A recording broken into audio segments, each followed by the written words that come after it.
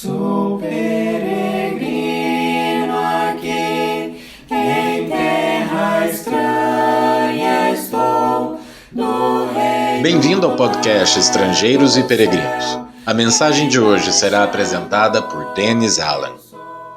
Seja bem-vindo para o nosso estudo do livro de Hebreus. Cada semana dedicamos uma das mensagens dos podcasts Estrangeiros e Peregrinos ao estudo textual. No caso de alguns meses já estamos estudando o livro de Hebreus e, se Deus permitir, vamos continuar por mais alguns meses. Porque cada semana pegamos um trecho pequeno. Hoje mesmo estamos vendo apenas 5 versículos de Hebreus capítulo 6. Se você tiver a sua Bíblia, pode abrir em Hebreus capítulo 6, que nós vamos começar a leitura daqui a pouco, no versículo 13. No final do episódio, eu darei a resposta à pergunta 728 e uma nova pergunta para incentivar seu estudo das Escrituras. Estamos agora em Hebreus 6, versículo 13. Eu já vou fazer a leitura, mas antes disso, eu quero comentar que estamos agora voltando ao tema principal do livro.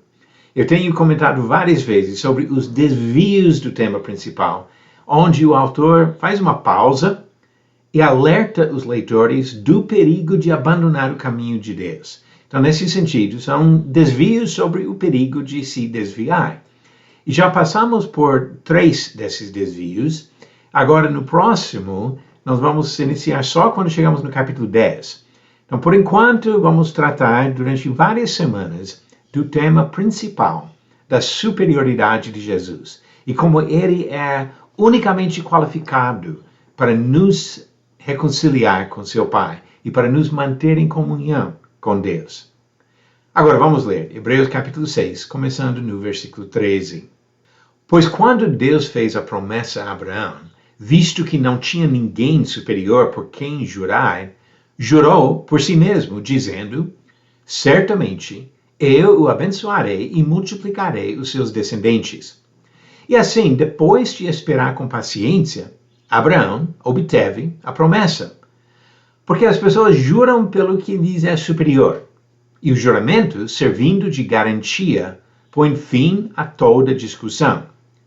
Por isso, Deus, quando quis mostrar com mais clareza aos herdeiros da promessa que o seu propósito era imutável, confirmou com um juramento. Agora, como é nosso costume, vamos analisar um pouco esse texto por meio de algumas perguntas. Primeira pergunta: por que Deus jurou por si mesmo? Ele fala no versículo 13 que ele não tinha ninguém superior por quem jurar e por esse motivo jurou por si mesmo. Depois ele disse no versículo 16 que é normal as pessoas jurarem pelo que lhes é superior. Só que no caso de Deus não tem ninguém superior. E por este motivo, Deus fez a promessa e fez o juramento por si mesmo. Próxima pergunta: quando ele fez esse juramento? Quando ele diz aqui que jurou por si mesmo, ele dá um pedacinho do juramento para nos ajudar a localizar esse texto no Antigo Testamento. E localizamos mesmo em Gênesis capítulo 22. Isso foi logo depois de Abraão oferecer Isaque. Deus não permitiu que ele matasse Isaque, mas testou a obediência de Abraão. Aí diz em Gênesis 22, começando no versículo 15, então do céu pela segunda vez o anjo do Senhor chamou Abraão e disse: por que você fez isso e não me negou seu filho, o seu único filho? Juro por mim mesmo, diz o Senhor, que certamente o abençoarei e multiplicarei a sua descendência como as estrelas dos céus e como a areia que está na praia do mar. Sua descendência tomará posse da cidade dos seus inimigos. Na sua descendência serão benditas todas as nações da terra, porque você obedeceu a minha voz. Então esse é o juramento que vem do Senhor. Essa promessa de abençoar e multiplicar os descendentes de Abraão. Como o exemplo de Abraão reforça o ponto do autor de Hebreus aqui. Esse é o ponto importante para nós. O que esse exemplo de Abraão tem a ver conosco, recebendo agora esse livro de Hebreus? E a resposta vem olhando no versículo 16. Ele disse, e assim, depois de esperar com paciência, Abraão obteve a promessa. Nós observamos aqui a importância de ter paciência para esperar que Deus cumpra as suas promessas. Nós lembramos no contexto, e voltando para o versículo 10 do capítulo 6, ele falou da importância do trabalho feito servindo ao Senhor. Versículo 12, ele falou sobre a imitação dos exemplos e agora introduz novamente Abraão. As promessas aqui são promessas referentes a Jesus. E assim, quando ele fala que Abraão obteve a promessa, ele viu uma parte, mas nós olhamos mais para frente para entender muito melhor sobre Jesus Cristo. Ele já havia falado sobre isso no capítulo 5, e agora no capítulo 6, versículo 20, novamente ele vai falar de Jesus como precursor, entrando no céu e abrindo caminho para nós. Assim, com paciência, aguardamos a promessa. Agora, outra pergunta, por que o juramento de Deus é importante para nós? Ele disse no versículo 16 que esse juramento serve de garantia, pondo fim a toda discussão. É o ponto final. Tem a promessa, tem o juramento, então acabou a questão. Ele continua no versículo 17 dizendo, por isso Deus, quando quis mostrar com mais clareza aos herdeiros da promessa que o seu propósito era imutável, confirmou com um juramento. Então, põe fim à discussão porque a palavra de Deus não pode mudar. Imutável. Deus cumpre a sua palavra. Pensando sobre as promessas a Abraão, sabemos que Deus fez 3 promessas, mas a maior sobrou para nós. Ele prometeu descendentes para formar uma nação, prometeu uma terra para esses descendentes, mas a maior promessa, capítulo 22, versículo 18, ele repetiu o que já havia falado antes, na sua descendência serão benditas todas as nações da terra, porque você obedeceu a minha voz. Então esse juramento é importante porque nós fazemos parte dessas nações recebendo o benefício que vem por meio da descendência de Abraão, por meio de Jesus Cristo, a salvação.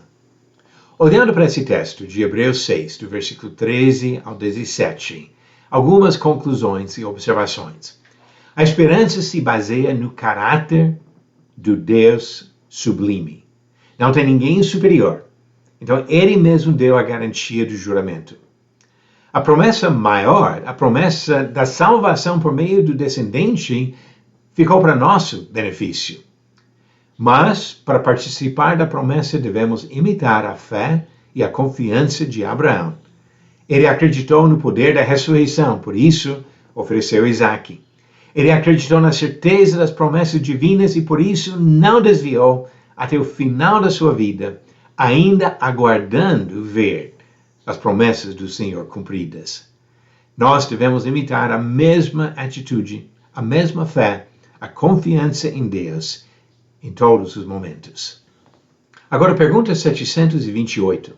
Quem foi morto por causa da sua fé na cidade de Pérgamo? Alternativas: A. Estevão, B. Tiago, C. Antipas e D. Paulo. A resposta, alternativa C. Antipas, como nós encontramos na leitura da carta que Jesus enviou àquela igreja de Pérgamo. Em Apocalipse, capítulo 2, versículo 13, Jesus disse: conheço o lugar onde você mora, que é o lugar onde está o trono de Satanás. Sei que você conserva o meu nome e não negou a fé que tem em mim, mesmo nos dias de Antipas, minha testemunha, meu fiel, que foi morto na cidade de vocês, aí onde Satanás habita. Antipas, um discípulo fiel que sacrificou sua vida por causa da sua fé. Pergunta 729. Quem foi o governador de Judá escolhido por Nabucodonosor, o imperador da Babilônia? Alternativas: A. Esdras, B. Neemias, C. Jeremias ou D. Gedalias. Darei a resposta no final do próximo episódio. O livro de Hebreus mostra para nós que Jesus é superior e que Deus é fiel. Quando Deus prometeu, deu juramento, Ele deu uma garantia que Ele cumpre a sua palavra. E a palavra dele é cumprida principalmente em Jesus Cristo, que oferece para nós a salvação eterna. Obrigado por nos acompanhar nessa jornada pelas Escrituras. Volte amanhã para ouvir mais uma mensagem do podcast Estrangeiros e Peregrinos. Seguimos pelo mundo a viajar.